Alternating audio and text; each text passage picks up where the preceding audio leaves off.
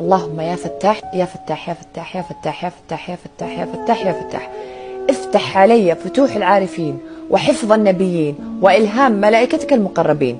واللهم لا سهل إلا ما جعلته سهلا، وأنت تجعل الحزن إذا شئت سهلا. اللهم اشرح لي صدري ويسر لي أمري واحلل عقدة من لساني يفقه به قولي.